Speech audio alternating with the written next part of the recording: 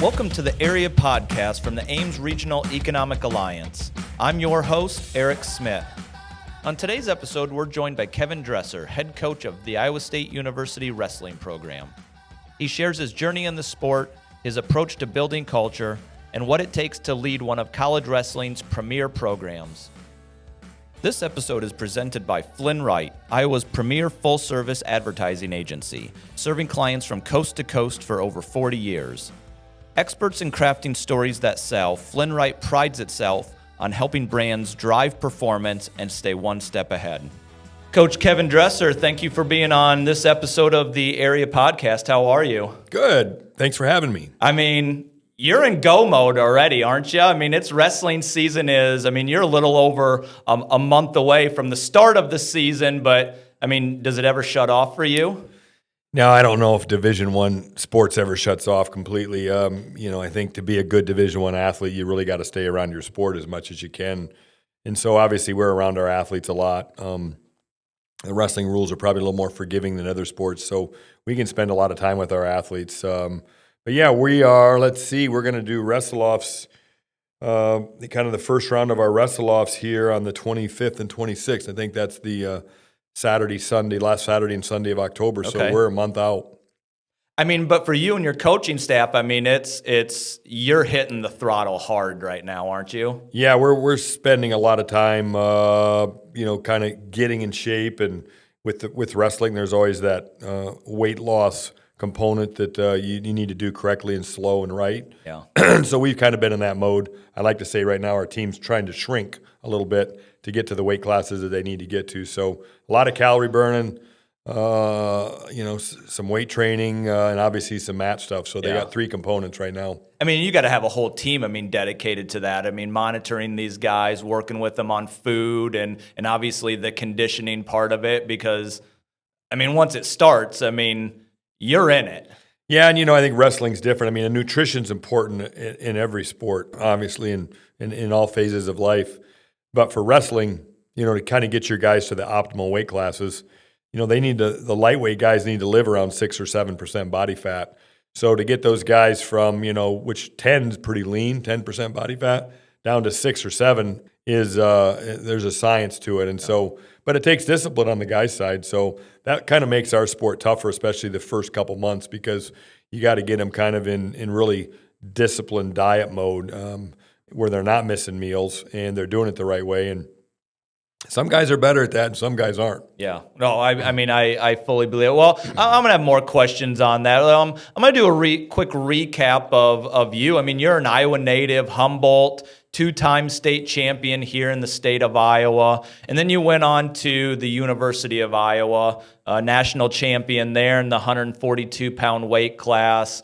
Conference champion. The list goes on and on, but you're an Iowa guy. Now, you did go off and your first coaching stuff was at Virginia Tech, and so you did that before returning to the state. But talk about what it's like to grow up in this state. Obviously, wrestling is huge in Iowa, and then now to return. You've been head coach now for Iowa State and the Cyclones since 2017, but you've lived this your whole life.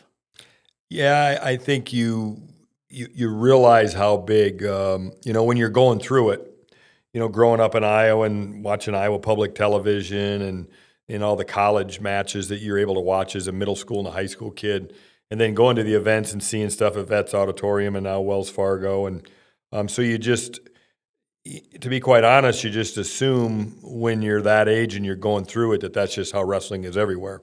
And then, I go take a job in Virginia, and I'm a high school coach for 18 years, and I'm a college coach for 11 years. So you spend 29 years in Virginia, and you realize real quick when you get there and you travel through other states and you recruit other states as a college coach that it's not like that many places. Like there's very few places like Iowa where, in fact, I don't know if there's another place where they take it so serious from the fan perspective to the everything from the cheerleaders to the who shows up and how many tickets are sold at all of our big events. It's just a different deal here. Yeah. So going back, even your high school days, what is it about the sport that kept you in it then, obviously kept you motivated and determined to be successful, but you've taken that throughout your entire career. I mean, I just listed off, I mean, really just the highlights, but I mean, for you, this started, an early age? I mean, not just high school, I mean, well before that. Yeah, most Iowa kids, you get exposed to the sport of wrestling, when you're 5, 6 years old. Yeah. I don't think there's many communities that don't offer that opportunity. And I remember starting as a young kid, liking it right away. Probably, I tell a lot of people out there that I think to really do well at the sport of wrestling, you have to be a little bit different, because not many people at 5 or 6 years old are motivated to go throw somebody down and strangle them legally for as long as they can. But that's really what happens at that age. It's just roughhousing. And I was probably that kid that needed to be on a lot of Ritalin before there was Ritalin. Yeah. And wrestling was a great outlet for me. And I kind of fell in love with the sport from get-go, day one. So, I mean, you reference this. I mean, wrestling's a different thing. You got to be wired a little bit different. There's not only the physical component to it, but there's the mental component too. And I would imagine you're referring probably to both, and maybe even more so the mental part of it, as far as being wired a certain way to be successful in wrestling. Well, if you think about it, you're going to go out there and you're going to shake hands with, another individual, and it's just the two of you, and you're representing one team and he's representing the other, and it's that component of it right there. There's very few sports where it's that. I don't know if the right word's intimate, but where it's a combat sport. It's like boxing. You win and you can experience tremendous highs, and you lose and you can experience tremendous lows. It's not like I played football all the way through growing up at Humboldt. And, your team loses a football game and you're all sad and you're all dejected for a while, but it's still not like losing a wrestling match in front of, a packed gym of 900 people or 1,000 people in a high school gym.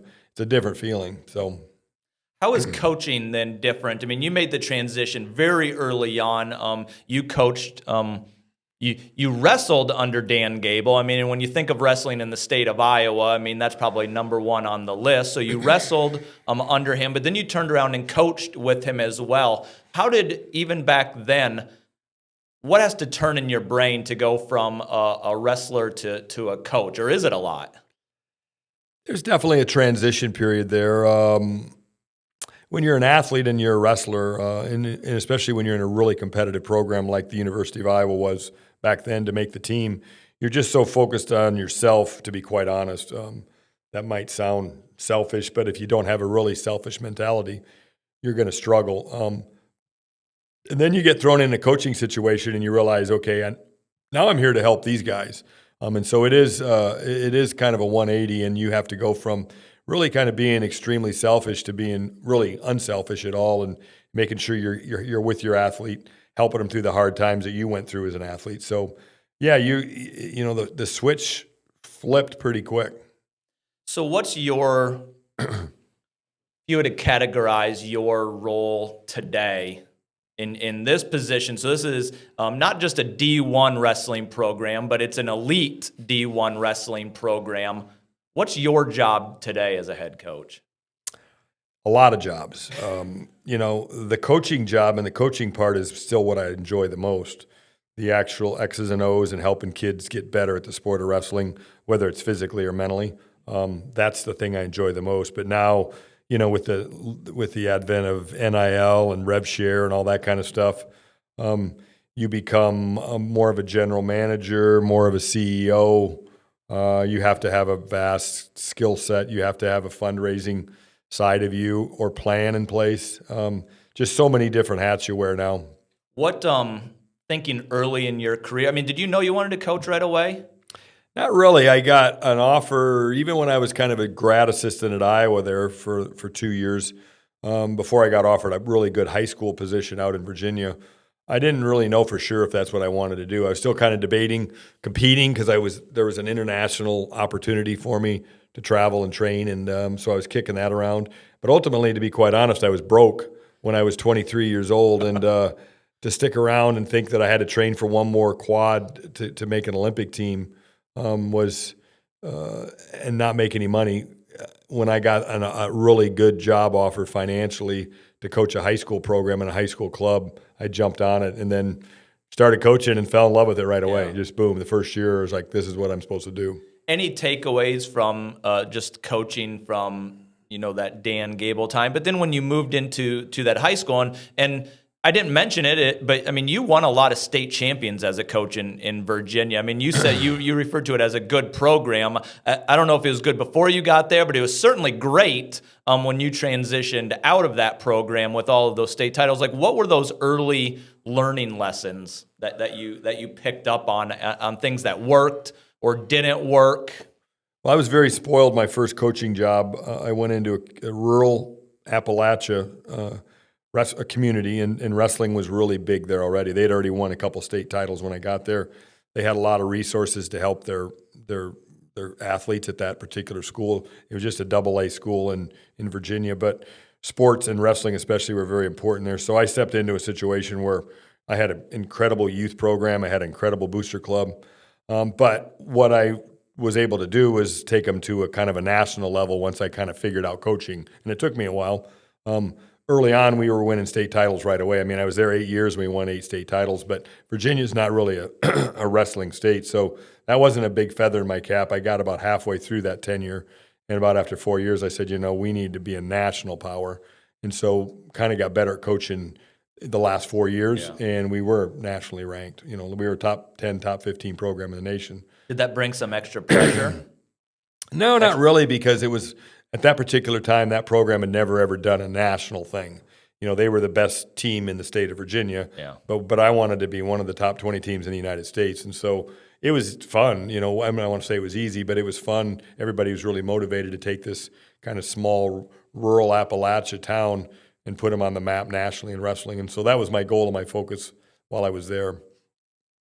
What's the jump between, take wrestlers, what is the jump like between being a state champion at high school level, maybe Virginia, maybe Iowa, let's take Iowa, and then wrestling at a D1 level? What's that like for like freshmen and sophomores to come in and now they're hitting the mat in your program? Is there a big learning curve? Do you see that? Do you prepare them for that? And it's not even big, it's a gigantic learning curve to go from being a really good high school wrestler to being a really good college wrestler, Division I wrestler.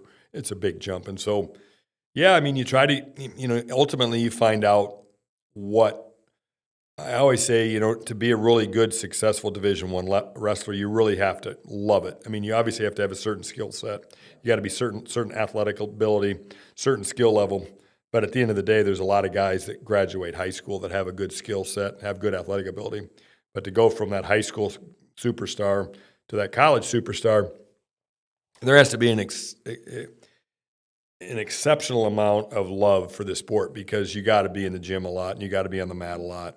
And you got to be a mat rat, and you got to be able to really absorb really hard things, and not bother you. Yeah. And that's where the learning curve is. But even from like a weight class standpoint, I mean, you can have 18, 19-year-olds wrestling against, 22-year-olds, and like that's a big difference in age, even though they're the same weight. I mean, they're probably built a little bit different, I would imagine, as well. Well, everybody matures differently. I mean, physically matures. You'll get some kids that'll come to college and they're ready. Well, they're ready and they're really physically mature, which helps them. Yeah. But then you'll see other kids that come to college that are kind of late bloomers that, might come into college and be a 133 pounder and they leave a 157 pounder. That still could be pretty good wrestlers for you. Yeah. They might struggle a little bit early just because they don't have that physicalness, but everybody's a little bit different. And you see kids a lot more taking extra years and taking that gap year or gray shirting or really just taking it slow so they can let their body mature so they can be the best version of themselves. And that makes a lot of sense right now because guys are starting to get paid. So delaying your entry into college is a financial decision now more than a physical decision. Yeah. Do you see from those early years of success at high school and then they're coming into your program, do you see a bit of like early plateau where it's like, man, I'm busting it, but you have to get through that hump, Yeah. and I think everybody goes to college and takes their fair share of whoopings, as they say. So I think there's a learning curve there, especially if you're in a good room. I don't know if 8 years ago when we got started, if we would, David Carr is a perfect example. David Carr came into our room as an 18, 19-year-old kid and could just pretty much handle everybody. Okay. You have a good program.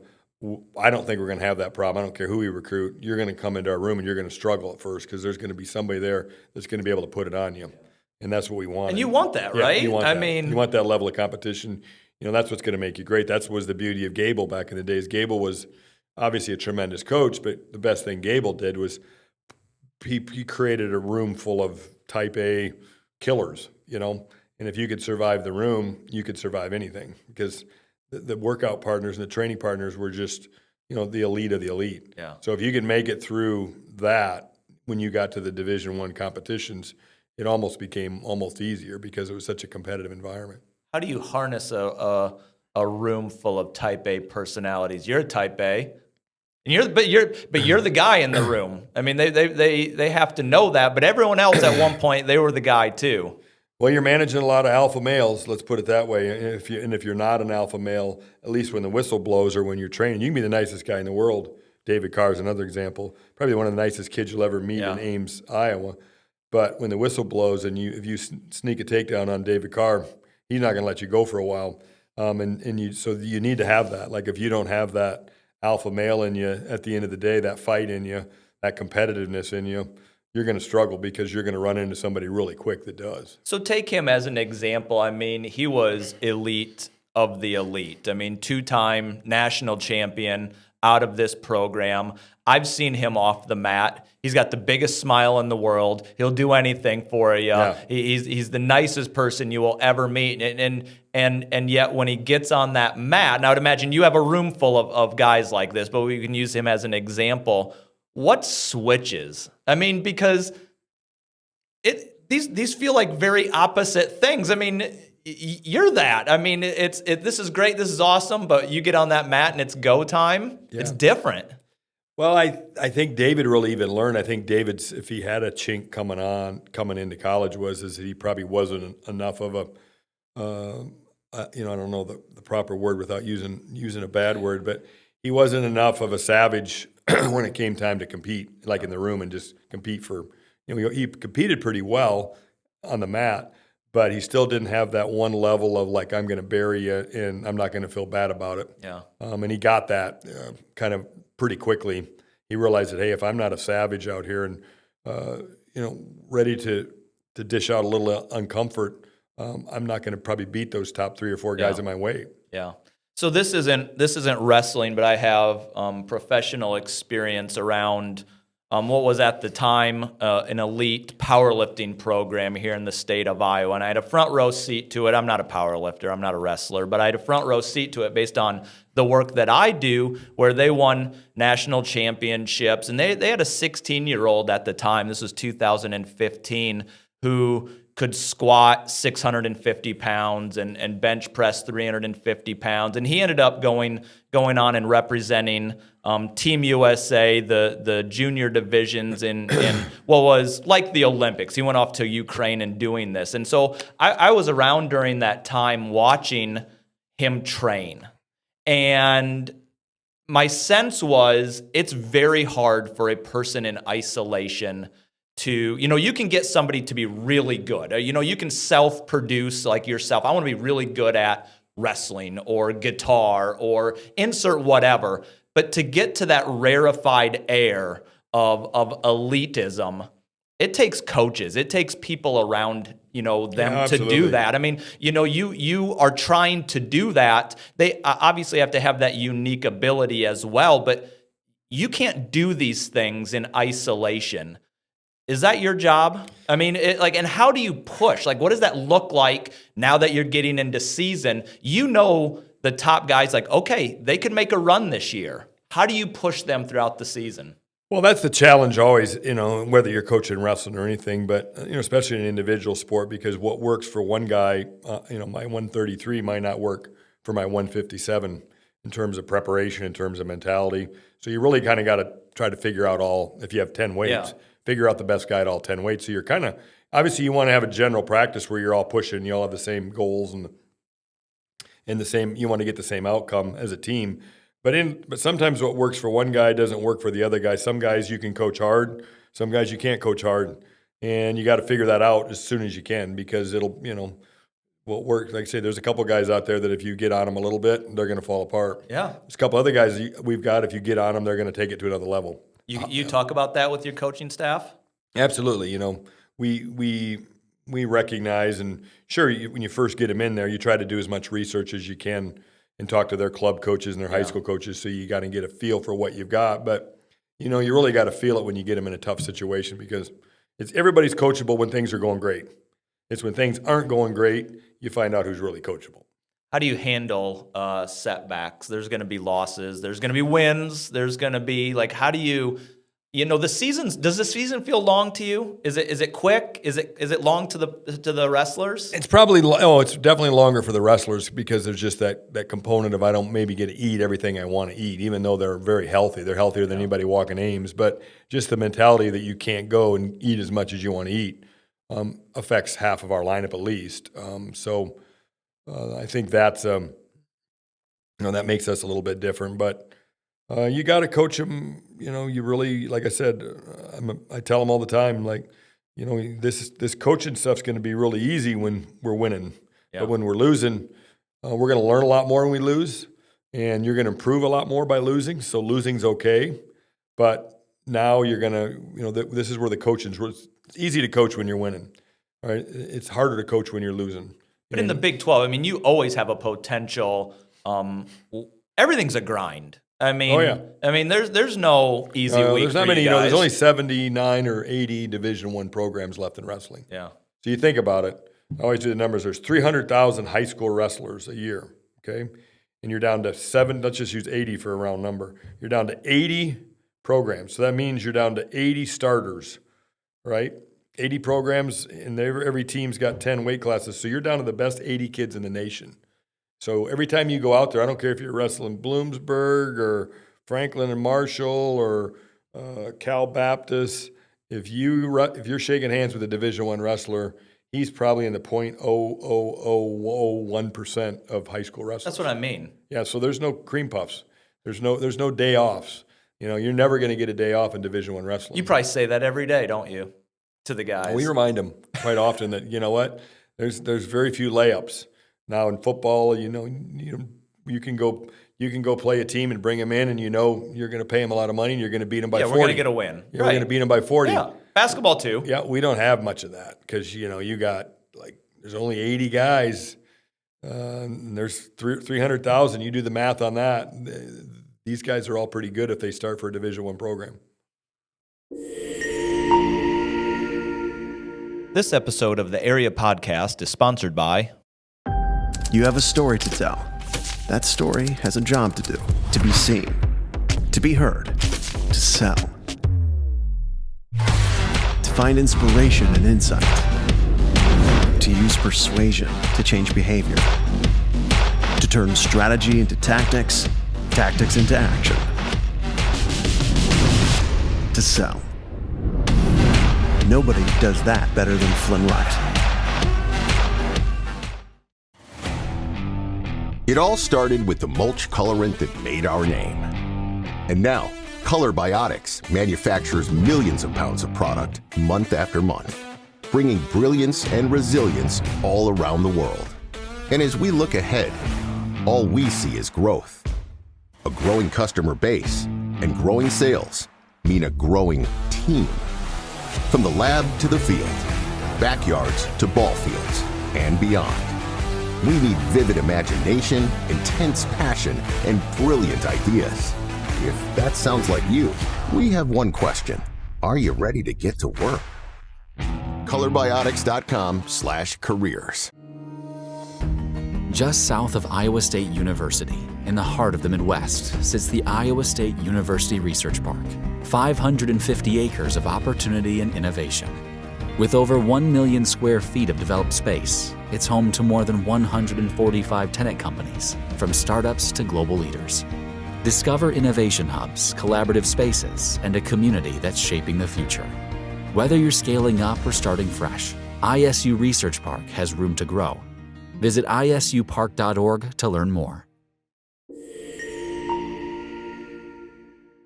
So when you look back, I mean, how has the sport evolved? I mean, from like a preparation standpoint of the guys that you're bringing in today versus 20 years ago, is it different? Yeah, I think it is. Unfortunately, unfortunately, we can't train guys like I guess we did in the good old days. And I don't want to sound like a guy that walked to school every day barefoot in the snow, but it's just facts. And I don't know if the kids, because kids are bigger, stronger, faster, but the amount of injuries that we have right now, and it's not just in wrestling and college sports overall, is just growing astronomically. I don't know, you think with all the science and all the technology and all the nutrition, it would be going the other way, but it's not. And so I don't know what that is. It's one of the most frustrating parts of my job is just dealing, and we had a miserable year last year with guys getting hurt. Yeah. I don't get it. We probably, in terms of going live where we actually scrap and two guys are getting after it, live, we're only going 2 days a week. Back in my day, it was 5 days a week. And we had less injuries with going 5 days a week than we do our 2 days a week right now. Why is that? I can't figure it out for the life of me. It's like, I don't know if these kids are just that bigger, faster, stronger, so the impact Maybe. and the styles change a little bit. There's a lot more scrambling in wrestling, so you're putting your knees and your shoulders and your elbows in more precarious situations. But still, I just don't understand. I don't understand why the amount of ACLs, the amount of labrums, those are the common surgeries they have. And it's not just at Iowa State, it's across the board. We just had a terrible year of injuries last year, and it was just crazy stuff warming up. I mean, we just had a kid 2 weeks or 3 weeks ago that was just doing cartwheels and popped his knee and surgery out for 5 months, doing a cartwheel. Like, kids do cartwheels every day. Yeah. So, maybe it's just that certain kids are more injury prone than others. Everybody's body's built a little different, but I throw my hands up. I don't get it. From an X's and O's standpoint, is it different than what it was 20 years ago? I mean, as far as like technique? I think technique evolves and you learn, more ways to skin the cat, so to speak. But I think overall the basic premise hasn't changed that much. I mean, you better be able to go take your opponent down and you better be able to go get away from your opponent. And everything else is nice to have. Turns, headlocks, funky holds. But at the end of the day, if I can go take you down and you can't take me down and I can get away from you, I'm going to win a national title. It's pretty simple. So you better make sure that you really got a go-to takedown, that sometime in that 7 minutes that you can score a takedown because it's worth 3 points and you can get away because that's worth 1 point. You need to have those 4 points on the scoreboard, and that's pretty simple. From a preparation standpoint,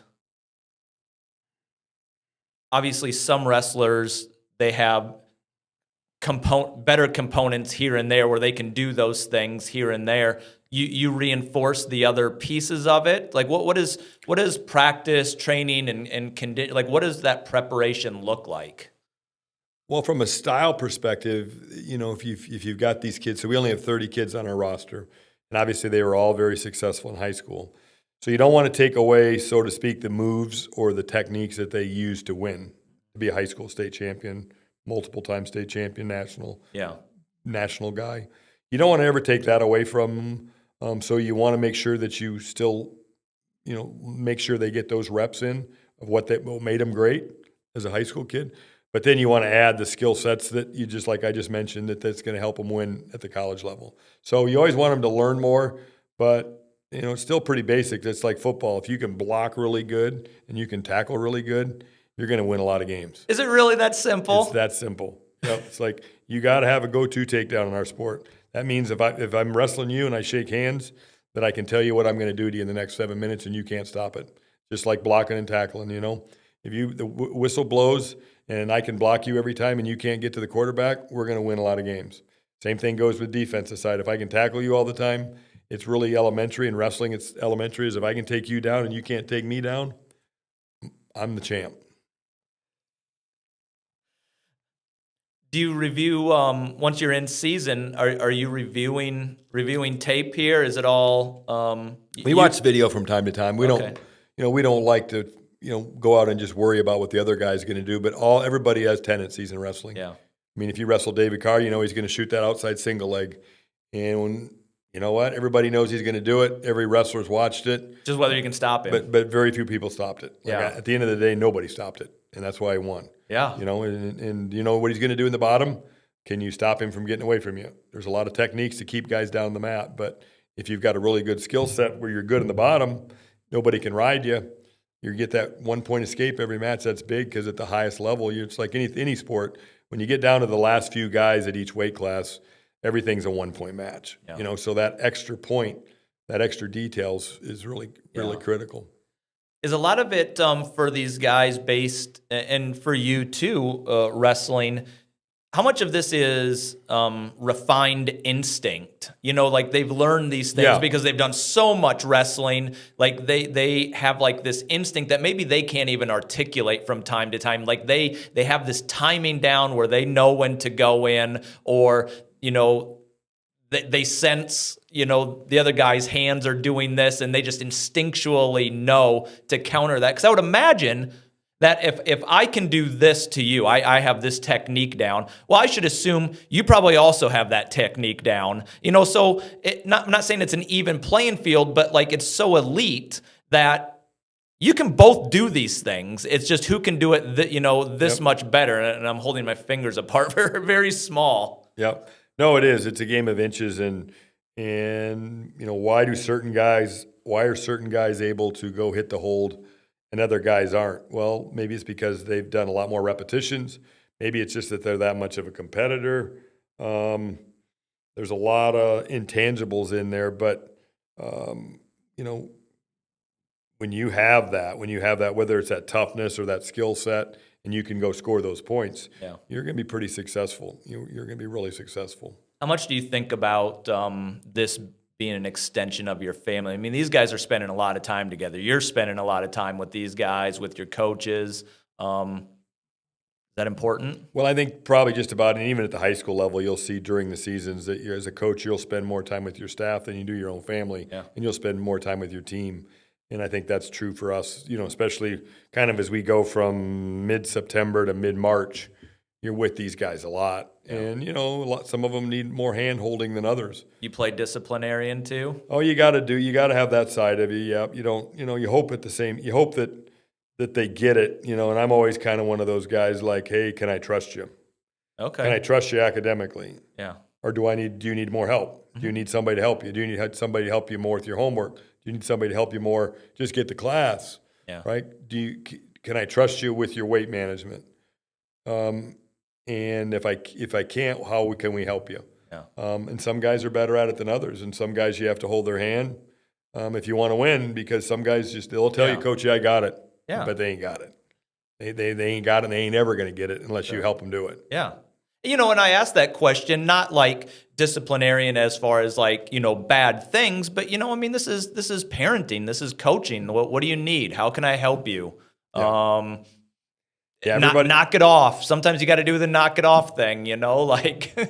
Well, they always say this, and my wife says this a lot, but it's the male brain doesn't quite develop as fast as it should.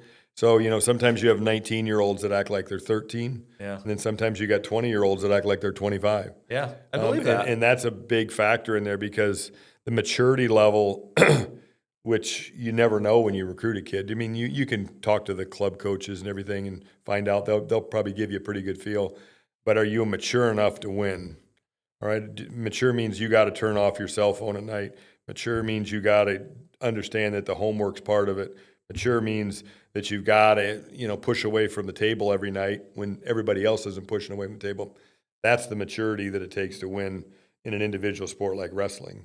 And if you know what? It's amazing how many kids have come back to me when they're 27, 28. They're like, Coach, I just wish I was more mature. Like, if I would have been more mature, I just didn't get it. That's the thing about being immature. You don't know it. Until you're done. Yeah. You look back at it, all of us, when we were 19. Oh, yeah. Some of the stuff I did when I was 19, I'm going, what a knucklehead. Yeah. Like, what the heck did I do that for? Yeah. I could have won a lot more matches if I would have just not done that. Yeah. Do you remind yourself of that? Yeah, I do. As a I have coach? to remind yourself, like, hey, I don't ever profess perfection. I don't expect perfection out of them. Yeah. It's just about learning and growing from it. So we're all going to make mistakes. We make mistakes in wrestling matches. We've all lost wrestling matches because we beat ourselves. But that's how we learn, and you're going to learn a lot more from losing and failing than you are winning. And you just try to remind yourself that, hey, these guys are still 19, 20, 21, 22-year-olds.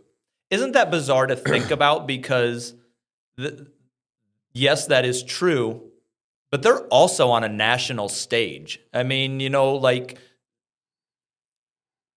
Hilton gets filled up watching these guys, wrestle. And I think about that often. I mean, living and working here in a university town, and it applies to every sport, at Iowa State where, they're kids. And I remember, like you said, I was 19, 20, 21, and yet they're representing things that are much larger than them.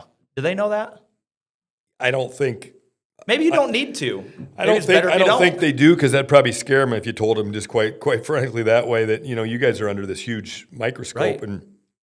But I think the competitiveness, and one of the things we always sell when kids come in on recruiting trips to Iowa State is come to Hilton.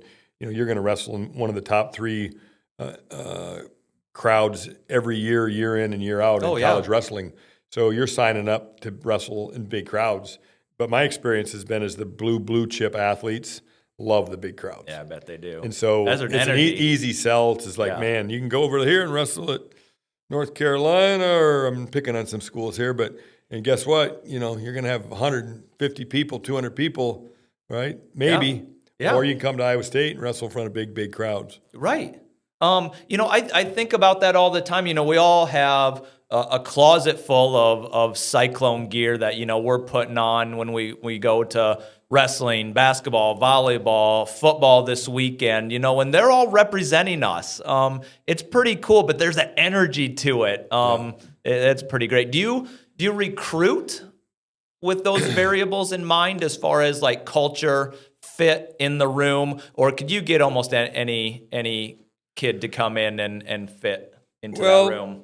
They're great. The great wrestlers are all a little quirky and all a little different. And so, that's probably what makes them great.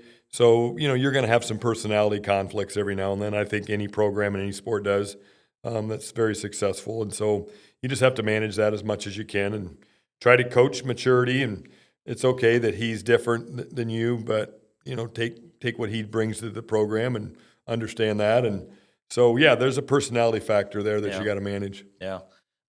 These guys are all young. I mean, your influence, you kind of referenced it, a 27-year-old coming back. You probably get that quite often where you get these alum that leave, and there's probably takeaways that you provide them that they soak in at the time, but it doesn't really trigger until they get older, and now they're into their professional career, whatever that is. And like, they're learning those leadership lessons.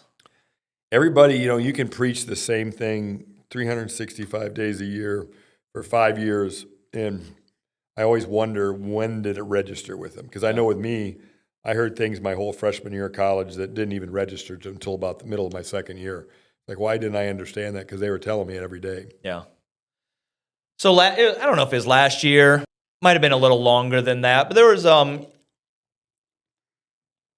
documentary, a series, The Duel, talking about the Iowa State, wrestling program, and they focused on the year where you won a national championship, 1986. Right. And I rewatched that match from The Duel recently.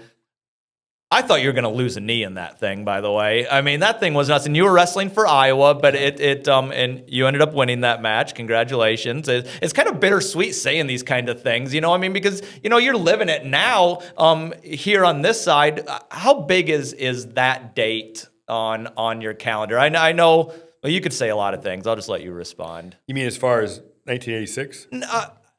The ongoing rivalry. I mean, yes, there was that. You lived it as a wrestler. I tee it up because you lived it as a wrestler, but now you live it every year as a coach, and it's here, and then every other year it's here. But then you go to Iowa City, also an elite program. there's just something. And then with wrestling in the state of Iowa, I mean, everyone has a side. We feel it in football too. We feel it in basketball, volleyball. It goes on and on. But for you, the wrestling, having lived it as a wrestler on one end, coaching now on the other end, is it mean more? Do you circle it a little bit more? Well, I think the Iowa State series rivalry will always be a little bit bigger date, no matter what sport you're in. I was fortunate because as a kid growing up, I don't think any high school wrestler in Iowa would tell you that they wouldn't give anything to wrestle in the Iowa State duel. Yeah. Just because you grew up seeing it. So I was fortunate to get to do it as an athlete. I won a few. I lost more. Oh, really? Okay. Because I had a really good guy from Iowa State named Joe Gibbons, who we weren't friends at all back then, but we've become really good friends now. Really good friends. And Joe was just really good, and he was better than me most times. Every time I wrestled him, he was ranked number 1 in the nation. I mean, so I had a high bar for the Iowa State meet. But back then, and I think we're getting there a little bit now, is that's just how it was. It wasn't just my weight; it was most weights. Because when you got number 1 and 2, like right now, according to rankings, we're 3 and they're 4. And some polls probably have them 3 and us 4. But when you got that high, you're going to have a lot of ranked guys hitting each other. Yeah. So now as a coach, Iowa State hasn't beat Iowa for a long time in a dual meet in wrestling. And so we need to get over that hump. And we got a great opportunity here November 30th this year to do that. And it'll always be a very, very exciting time. And, we was here 2 years ago, and 15,200 people showed up. It was on ESPN Live. First time ever. I'm doing a promo here. But first time ever a college dual meet had been on live on ESPN where it was live. Yeah. On the flagship.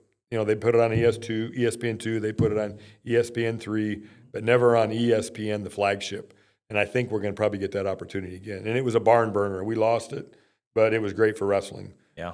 And, we look forward to that opportunity, and we're blessed to have that opportunity. I tell kids all the time when we're recruiting them, it's like, you get to wrestle in the Iowa State meet, not many people can say they ever get to do that. Yeah. I mean, I got people from the East Coast that are friends of mine that all want tickets, and they fly in. It's like a bucket list event.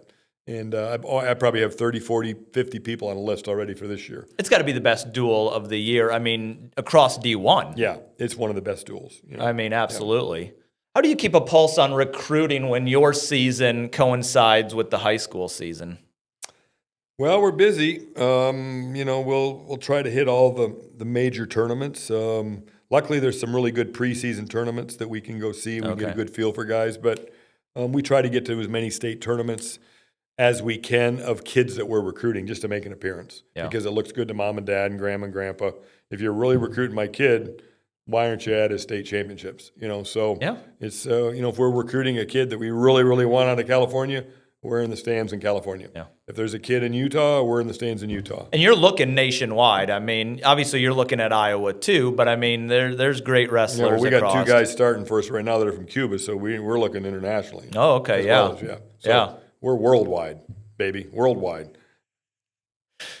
What are you looking forward to this season? I mean, this is a blank slate. Every season's a blank slate. That's kind of cool. Everything's fresh. The guys are ready to go. Well, I like to keep score, so that's the great thing about my job is it's fun because every year you start over and you keep score. And so it's something you all work towards, a common goal, and then in March you get evaluated. And you add up all the points and you see where you stand. Yeah. So if you're a competitor, I'm a competitor. I want to win everything I can win, and I want to do it with the right kind of people. I've got a great coaching staff. I always love our team. They're all challenging in different ways. But it's just a chance to compete all over. And then you know what? It's March 24th, and you get done on a Saturday night, and then Monday morning I wake up and try to figure out how to win again the next year. All your assistant coaches, I mean, they're all wrestlers or were wrestlers and have that experience. And and they get in the mat with everyone. I mean, they showing things. We have a lot of coaches that still actually train with our guys that compete with them, in the room, and obviously teach in the morning. So I've got some wrestlers that 2-time national champ, 4-time All-American, great credentials. I mean, the pedigree in that room is just off the charts. And that's what we strive for. It's kind of like I said, the one thing I learned from Coach Gable is you have to have a really competitive wrestling room, and the staff contributes to that. how do you keep that edge year in and year out? I mean, you can't be complacent because that filters down. No, I mean, you as a leader, you have to set the bar high. And Penn State's ranked number 1. They've won, 8 years in a row. They've won 11 out of the last 13. But if we're not in there to beat Penn State, and I truly wake up every morning trying to beat Penn State because they're the best team out there. I figure if we can beat Penn State, we can win a national title. There's probably a lot of people, especially maybe if they're watching this right now, they're going to say, well, you're crazy as heck. I've been told I'm crazy as heck my whole life. So I wasn't ever supposed to do this or that or this or that. And we figured out how to do it. Yeah. So we got to figure out how to do this. Well, give me a professional win from the last week. Maybe 2 weeks. A professional win in the Yeah. last 2 weeks? Well, probably, getting some guys that have verbal to Iowa State. I can't say their names for recruiting rules reasons, but we've got a couple really good juniors that came aboard and one senior that are blue chip guys that can come in and help us. And, we like to all think we're super coaches, but guess what? If you do a bang up job and you kill it on the recruiting front, your super coaching skills happen a lot quicker because you know what? You get the right guys in the room, you win a lot faster. I don't care what sport you're doing. So you have to have a really good, year in and year out, you have to recruit really well. So for me, just getting some guys on board that are going to really make a difference at Iowa State when they get here. All right, well, I like that. We're going to be looking for those announcements here coming up at some point. So, well, Coach Dresser, you're a great ambassador not only for the state of Iowa, certainly Iowa State, Thank you. but wrestling overall. Thanks for coming on. No, I enjoyed it. For everyone listening, if you enjoyed this podcast, if you're a Cyclone fan, you should definitely be sharing this one. This is the Area Podcast from the Ames Regional Economic Alliance. Personal stories, professional journeys.